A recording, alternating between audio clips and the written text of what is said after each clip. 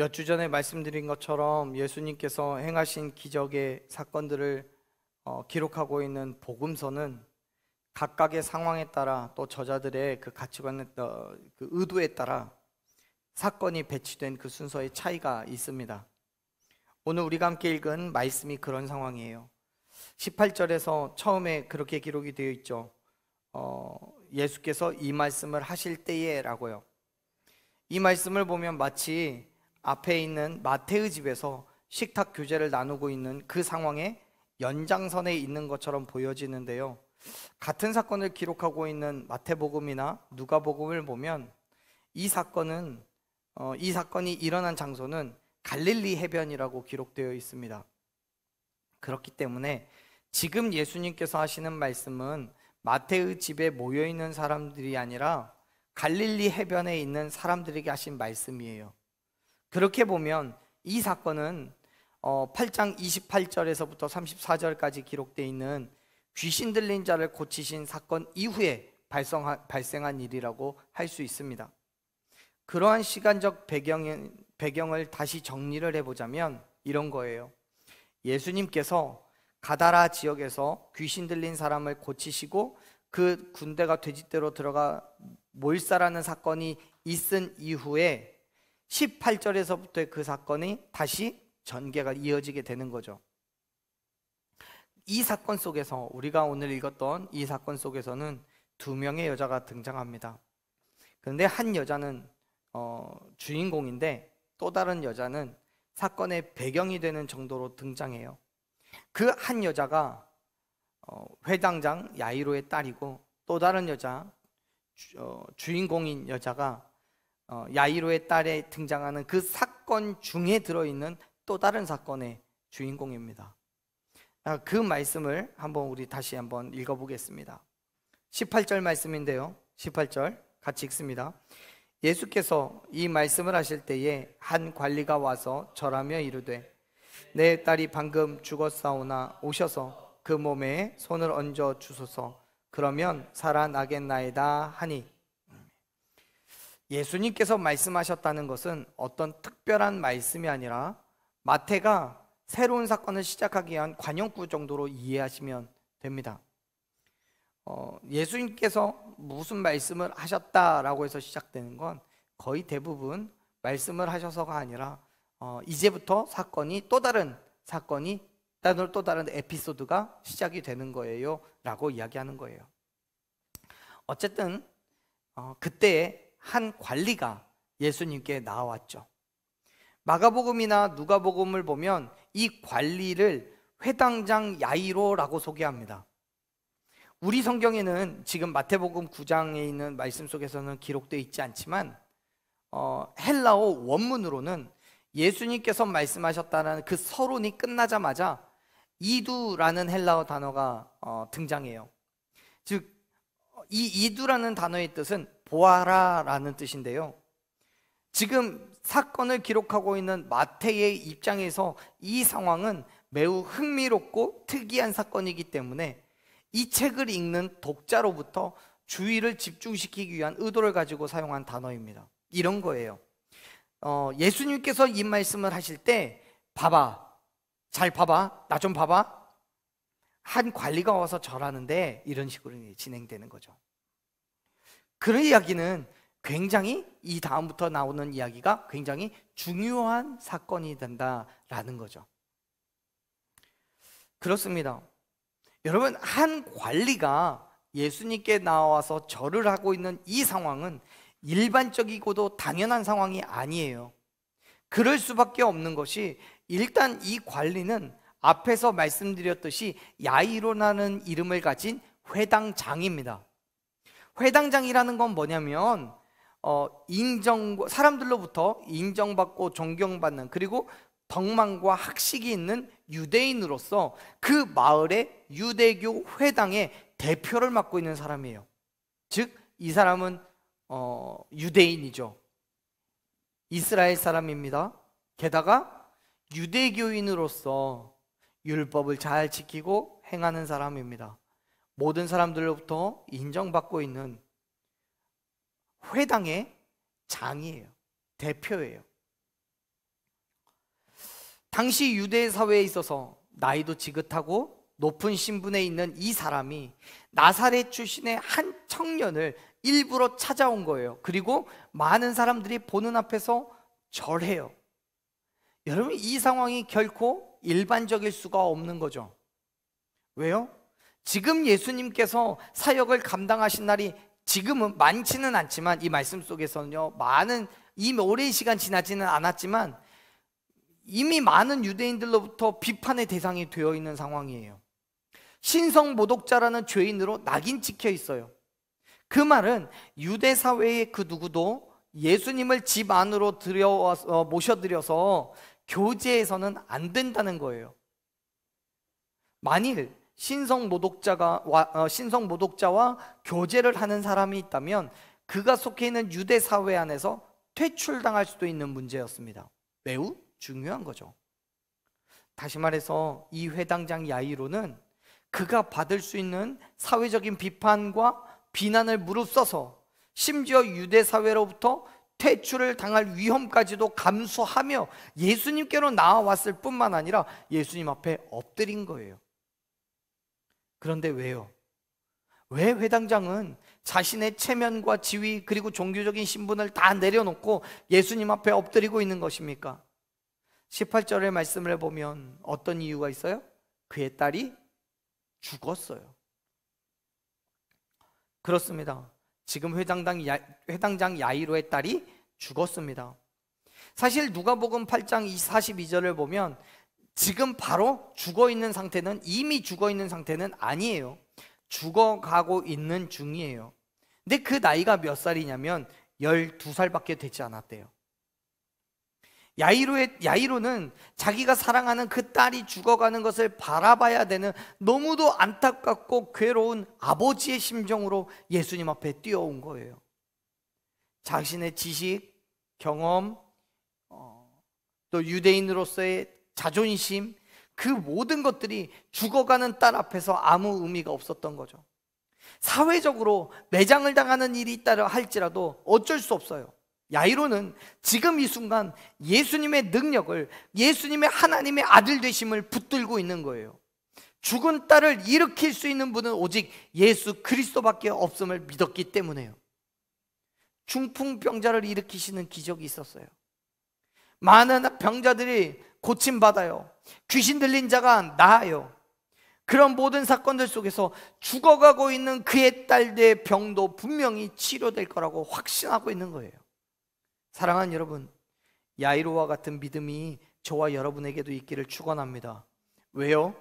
죽은 자도 다시 살릴 수 있음을 믿는 그 확신하는 믿음이 우리로 하여금 간구하게 하는 것이고 예수 그리스도 앞에 엎드리게 하기 때문에요. 믿음이 없다면 어떻게 예수님 앞에 우리의 삶을 맡겨놓을 수 있겠습니까? 확신이 없다면 어떻게 예수님 앞에 나아갈 수 있겠습니까? 우리는 그리스도인이잖아요. 예수 그리스도의 죽으심과 부활하심을 믿으며 나아온 이 자리예요. 그렇다면 여러분 확신하십시오. 말씀으로 천지의 모든 만물을 창조하신 하나님께서 죽은 자도 다시 살리실 능력과 권세가 있음을 믿으시길 바랍니다. 그 믿음으로 담대하게 세상과 맞서 싸우는 거예요.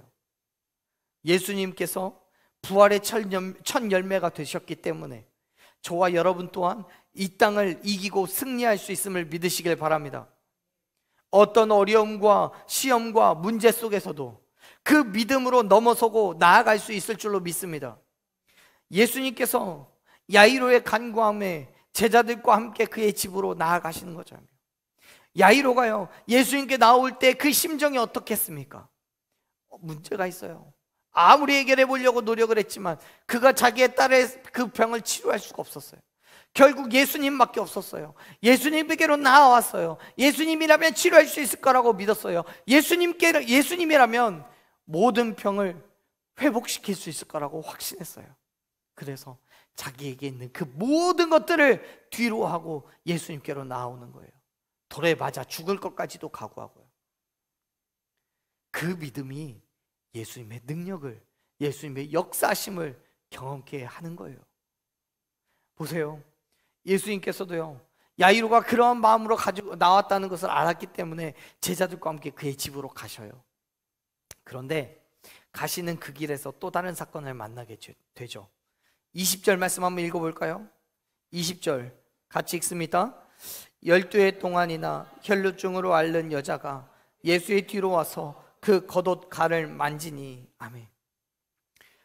야이로의 집으로 가시는 그 길에서 한 여인이 예수님의 뒤에서 예수님의 옷자락을 만져요.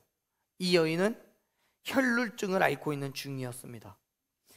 이 여인은 혈루증이라는 자기의 병을 치료하겠다라는 의도를 가지고 예수님의 옷자락을 만진 거예요. 혈루증은요, 지속적으로 하혈을 하는 부인병의 한 종류입니다. 여자들이 걸리는 병이죠. 이 병은 유대교의 전통적으로 부정한 병이라고 인식되었습니다.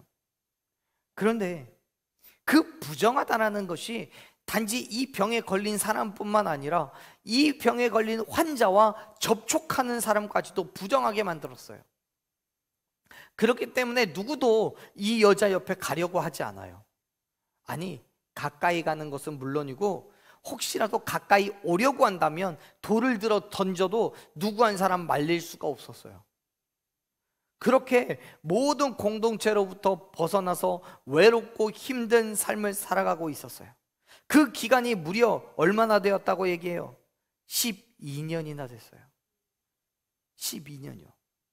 그러한 상황에 이 여자는 예수님을 알게 돼요.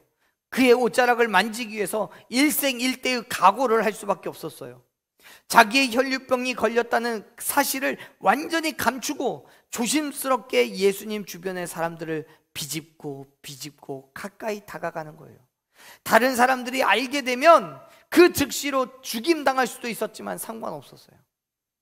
그동안 겪어온 12년간의 육체적인 고통과 종교적으로 부정한 자로 취급당하는 것, 그리고 사회적으로 배척당하고요, 무엇보다도 예수님 곁으로 나아가는 그 위험을 감수하고서라도 병이 낫기를 소망했어요. 예수님이라면 나를 치료할 수 있을 거라는 분명한 확신이 있었기 때문에 목숨을 걸고라도 예수님께로 가야만 했던 거예요. 그 감정을 마태는요 이렇게 표현을 해요. 21절 말씀 한번 볼까요? 21절 같이 읽겠습니다. 이는 제 마음에 그 겉옷만 만져도 구원을 받겠다 함이라. 아멘. 모르겠어요. 마태가 성령의 능력으로 그 여자의 마음을 꿰뚫어 봤는지도 모르겠습니다. 어쨌든 그 마음이 마태가 볼 때에는 이랬던 거예요. 그 마음 가운데 예수님의 겉옷만 만지더라도 내가 구원을 얻을 수 있겠다, 죽음에서부터 생명을 얻을 수 있겠다라고 확신을 갖고 있었던 거죠. 여러분, 이 여인은 믿었어요.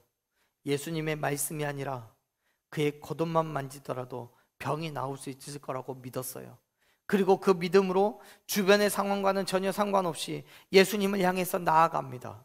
사랑하는 여러분, 우리에게 갈급한 심령이 있다면, 예수님을 만나야 하는 강력한 이유가 없다면 그만큼 예수님께로 나아가는 것이 쉽지 않아요.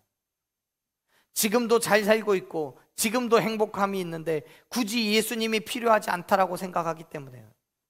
그러한 측면에서 우리가 겪고 있는 이 고난과 고통은 예수님을 만나야 하는 귀한 동력이 된다는 거예요. 예수님의 옷자락이라도 만지는 그 믿음을 가지라는 하나님의 사인으로 받아들인다면 우리가 겪고 있는 지금의 괴로움은 얼마든지 넘어설 수 있음을 믿으시길 바랍니다. 왜요? 이 괴로움 때문에 예수님을 만나야 되고 이 아픔 때문에 예수님의 옷자락이라도 만든다면 우리는 구원을 얻을 수 있기 때문에요. 그렇습니다. 한나가 자녀가 없었기 때문에 하나님 앞으로 나와서 기도했던 거예요. 여러분, 다윗은요 그를 쫓는 대적들로 인해서 오히려 하나님을 찬양했다는 것을 기억하십시오. 여전히 우리도 마찬가지예요. 어려움이 있어요? 고난과 괴로움이 있습니까? 그것들 때문에 오히려 하나님께 나아갈 수 있음을 감사하시기를 바랍니다. 그리고 그 믿음으로 하나님 앞에 엎드려 간구하십시오. 하나님의 은혜를 구하셔요. 믿음으로 행한 그 일에 하나님의 역사하심을 경험하게 될 줄로 믿습니다. 혈류증에 걸린 이 여인도 마찬가지예요. 그가 믿음으로 나아가 예수님의 옷자락을 만졌을 때 그의 병은 완전히 치료되었음을 믿으시길 바랍니다. 보세요. 22절 말씀에서 말씀합니다. 22절 읽습니다.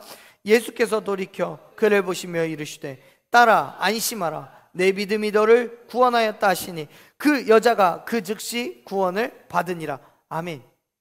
예수님께서 당신의 옷자락을 통해 능력이 나간 것을 아셨어요.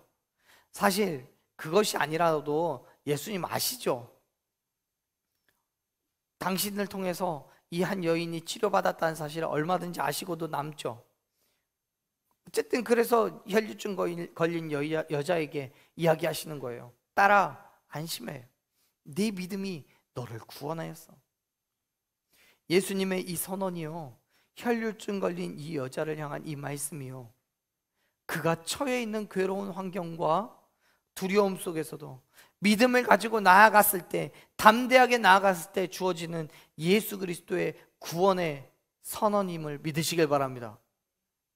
그런데 잘 생각해 보세요. 지금 예수님 곁에 이 혈류증 걸린 여자만 있는 거 아니에요. 제자들도 있었어요. 또 야이루와 또 그와 함께 하고 있는 사람들도 있었어요. 또 그 이외에 다른 많은 사람들도요, 예수님께서 행하시려고 하는 그 기적을 보기 위해 나온 사람들도 많이 있었어요. 수많은 사람들이 예수님이 가는 야이로의 집을 향해 가는 그 걸음에 동행하고 있어요. 그리고 그들은 예수님과 앞서거니 뒤서거니 하면서 걸었기 때문에 자연스럽게 예수님의 옷깃에 닿기도 하고요, 또 만져지기도, 예수님을 만져지기도 하겠죠. 그랬던 사람들 가운데에 아픈 사람이 없었겠습니까? 어떤 문제를 가진 사람이 없었겠습니까? 작거나 큰 문제가 있고 정말 작은 고통에서부터 큰 아픔까지 다양한 그런 질병 가운데 있는 사람들도 있었을 거예요. 그런데요, 그 모든 사람들은 전혀 치료되지 않고 혈류병에 걸린 이 여자의 병이 치료되었다라고 성경은 기록하고 있어요. 왜요? 왜 이 여자의 병만 치료됐을까요? 다른 사람들은 예수님을 알기는 했지만 예수님의 능력이나 하나님의 아들 되심에 대해서는 관심이 없거나 혹은 인정하지 않았기 때문에 그래요. 반면 이 여인은요, 확실한 믿음이 있었어요. 예수님이 자기의 병을 치료할 수 있을 거라는 확신이요. 그렇기 때문에 어떻게든 예수님께로 가까이 가기를 원했고 어떻게든 그의 옷자락이라도 만지려고 했던 거예요. 사랑하는 여러분, 예수님을 아는 것만으로는 결코 구원을 얻을 수 없습니다. 뭐라고요? 예수님을 아는 것만으로는 결코 구원을 얻을 수가 없어요. 예수님께서 하나님의 아들 되심을 믿어야 돼요. 예수님께서 모든 능력과 권세를 가지고 계심을 인정하고 믿어야 돼요. 무엇보다도 예수님께서 저와 여러분의 죄를 위하여 십자가에서 죽으시고 부활하셨다는 사실을 알고 믿으시기를 축원합니다. 그래야 구원받는 거예요. 그 믿음이 우리를 구원하는 거예요. 그 믿음이 우리의 모든 괴로움과 고통을, 죄의 문제를 해결할 수 있음을 믿으시길 바랍니다. 우리가 그 믿음으로 예수님께 나아갔을 때 우리를 향해서 예수님 말씀하시는 거예요. 내 믿음이 너를 구원하였다라고요. 그렇습니다. 우리의 구원은 지식으로 얻어지는 게 아니에요. 경험으로, 권력으로 얻어지는 게 아니에요. 우리의 구원은 물질로 얻는 게 아니에요. 오직 예수 그리스도를 믿음으로 구원받을 수 있음을 여러분 믿으시길 바랍니다. 사도 바울은 로마서 10장 10절에서 우리에게 이야기합니다. 우리의 마음으로 믿어서 의에 이르고 입으로 시인하여서 구원에 이른다라고요. 또 에베소서 2장 8절에서는 뭐라고 얘기합니까? 믿음으로 말미암아 구원을 받는다라고 선언합니다. 그렇기 때문에 사랑하는 여러분, 믿으세요. 예수 그리스도의 죽으심과 부활하심을 믿으시길 바랍니다. 그 믿음이 우리를 구원하고 우리의 죽을 육체도 살려주신 줄로 여러분 믿으시길 바랍니다. 혈류병에 걸린 여자는요, 그 믿음이 있었기 때문에 믿음으로 예수님을 향해서 손을 내밀었고 그 믿음으로 인해서 치료받았던 거예요. 그리고 예수님은 야이로의 집에 도착하시는 장면이 기록이 되는 거예요. 그런데 여러분, 이 놀라운 사건을 두고 우리는 생각합니다. 왜 굳이 이 사건이 야이로의 딸을 치료하시는 그 사건 가운데에 들어있을까? 이 사건만 따로 빼내어서 이야기해도 얼마든지 많이 이야기할 수 있을 텐데 왜 복음서를 기록한 저자들은 한결같이 야이로의 딸을 치료하러 가는 그 과정에 이 사건이 있다는 것을 이야기하고 있을까요?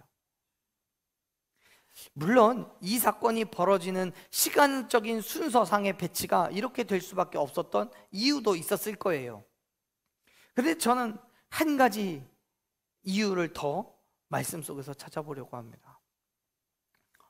제가 생각하건대 꼭 맞는 건 아닐 수도 있습니다. 근데 제가 생각할 때 우리가 함께 읽은 이 마태복음의 말씀에서 이 상황이 정확하게 기록되어 있지 않아서 말씀 가지고만은 알 수 없지만 같은 사건을 기록하고 있는 누가복음의 말씀을 보면 이렇게 되어 있어요. 먼저 야이로는 예수님께 와서 자기의 딸이 죽어가고 있다는 것을 이야기합니다. 그리고 치료하여서 내 딸을 살려주십시오 라고 얘기해요. 초대하는 거죠. 그리고 우리가 이미 알고 있는 것처럼 혈류증에 걸린 이 여자의 사건이 벌어집니다. 병이 치료되고 예수님께서 이 여인에게 구원을 선포하신 직후에 성경의 말씀을 보면 야이로의 집에서 한 사람이 급히 야이로를 찾아와요. 우리 읽었던 마태복음의 말씀을 잠깐 접어두고요, 누가복음의 말씀 한번 찾아보겠습니다. 누가복음 8장 49절 말씀인데요, 누가복음 8장 49절 말씀. 자, 48절에서 예수님께서 딸아 내 믿음이 너를 구원하였으니 평안히 가라 하시더라 라고 이야기하고 있어요. 그런데 49절을 보면 이렇게 말하죠. 같이 읽습니다. 아직 말씀하실 때에 회당장의 집에서 사람이 와서 말하되, 자, 아직 말씀을 하고 있을 때에 48절의 말씀이 아직 끝나기도 전에요. 끝나기도 전에 야이로의 집에서 사람이 옵니다. 그리고 말하죠. 계속 읽습니다. 당신의 딸이 죽었나이다. 선생님을 더 괴롭게 하지 마소서 하거늘. 아멘. 무슨 말입니까? 회당장 야이로님, 야이로여, 당신의 딸이 죽었어요. 그러니까 예수님은 더 이상 집에 모시지 않아도 됩니다 하는 거예요. 조금 전까지 중한 병에 걸려서 사경을 헤매고 있는 것을 보고 예수님께로 급히 달려왔는데 혈류증에 걸린 이 여인 때문에 시간이 지체되면서 야이로의 딸은 죽음을 맞이하게 돼버렸어요. 어쩌면 이 상황이 야이로는 발걸음을 멈추신 예수님을 향해서, 그리고 혈류증에 걸렸던 이 여인을 향해서 원망과 불평과 불만을 쏟아놓을 수도 있을 거예요. 당신 때문에 내 딸이 죽었어요. 당신 때문에 예수님이 지차여서 내 딸을 살리지 못했어요.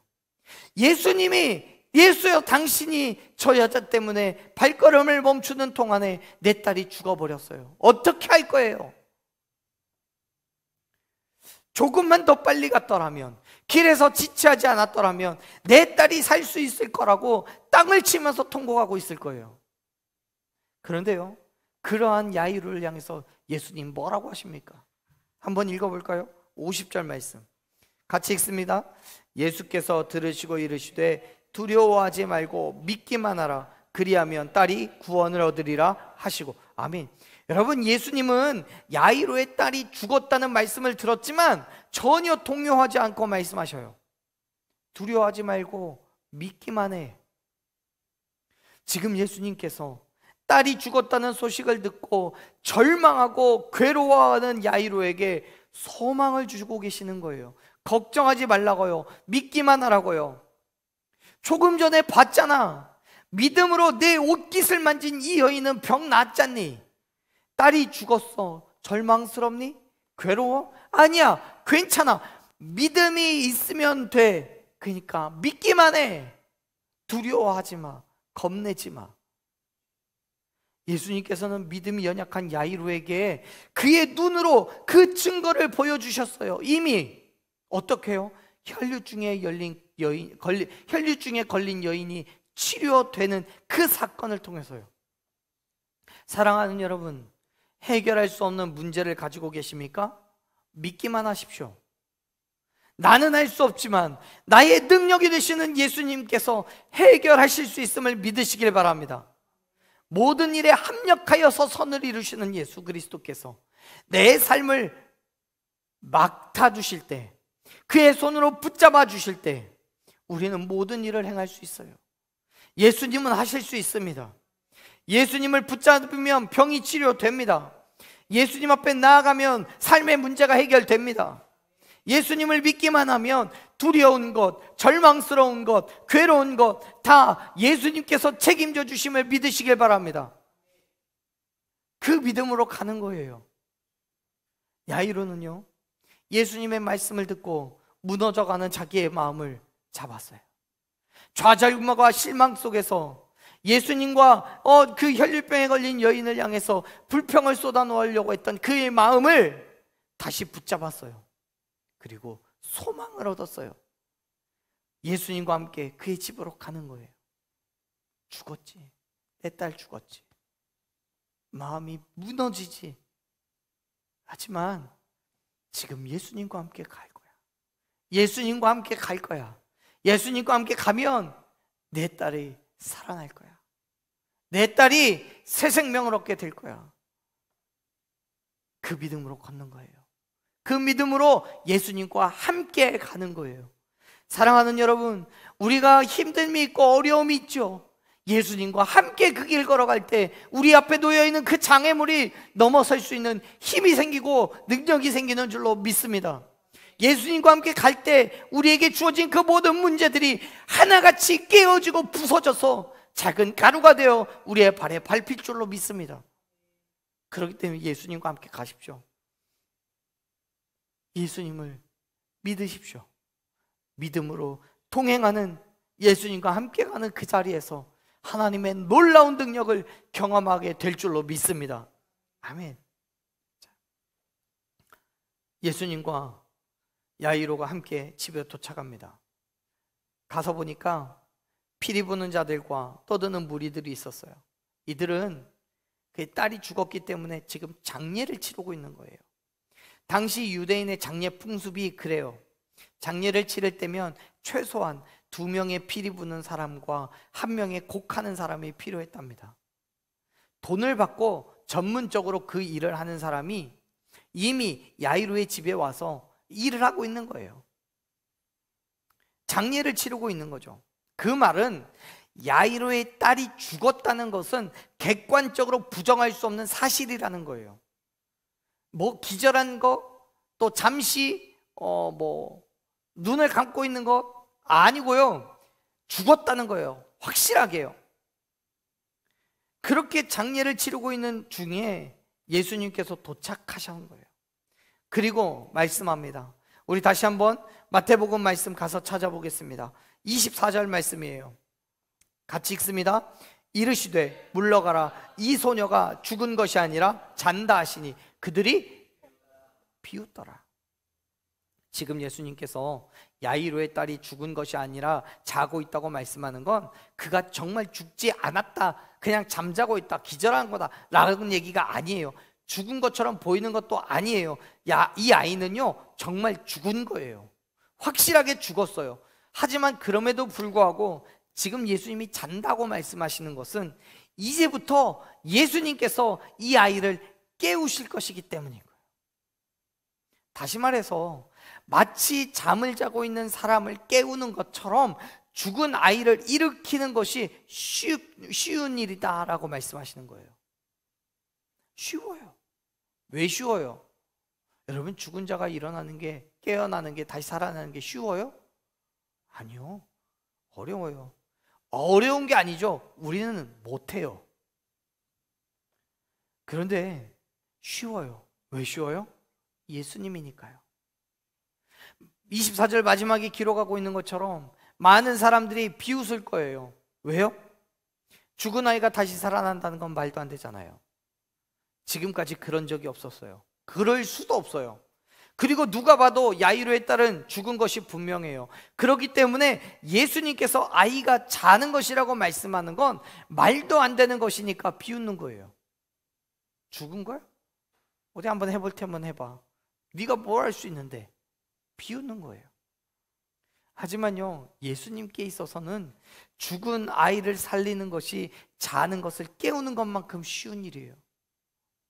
왜 쉬워요? 예수님의 능력은 우리의 상상을 초월하기 때문에.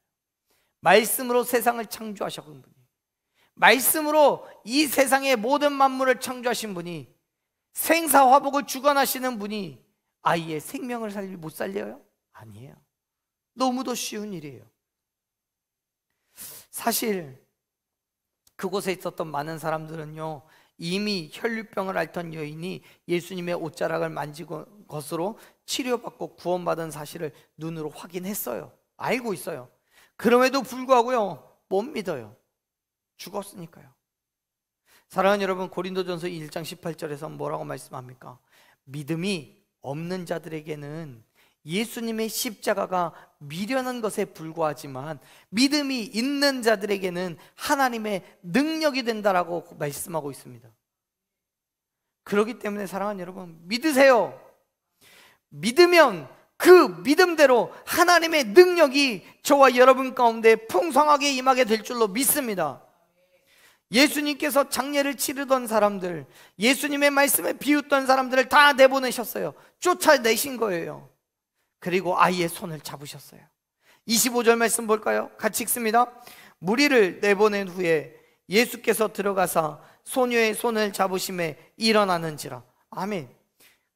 예수님께서 아이의 손을 잡으셨을 때 야이로의 딸은 죽음에서 생명을 얻었어요. 그렇습니다. 예수님께서 아이에게 새 생명을 허락하셨음을 믿으시길 바랍니다.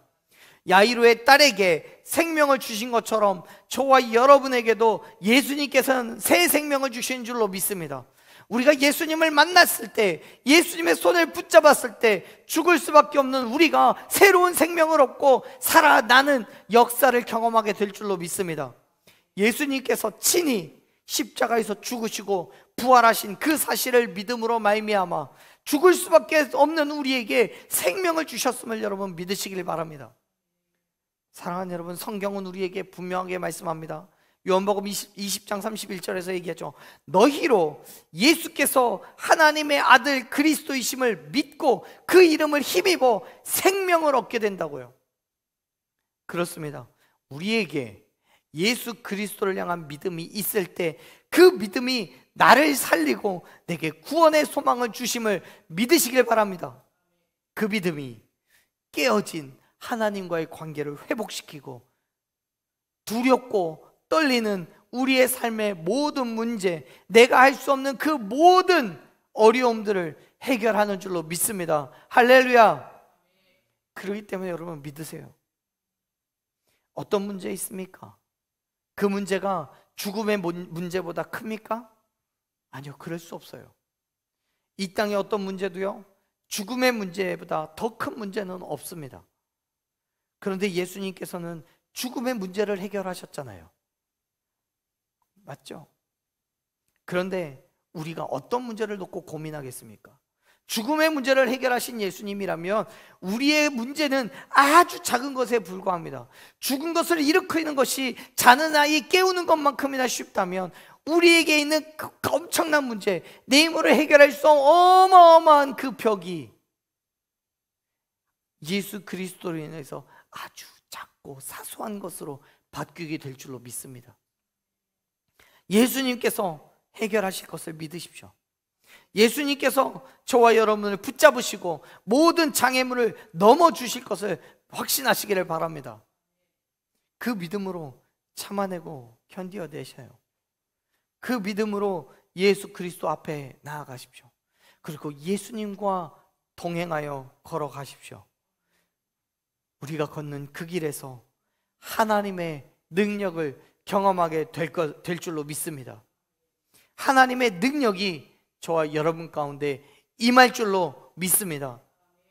하나님의 역사하심을 우리의 두 눈으로 보게 될 것입니다. 우리 그 믿음 가지고 담대하게 걸어갑시다. 힘들고 어려워도요, 믿음으로 가봅시다. 가면 분명히 하나님께서 일하실 것입니다. 아멘. 우리 함께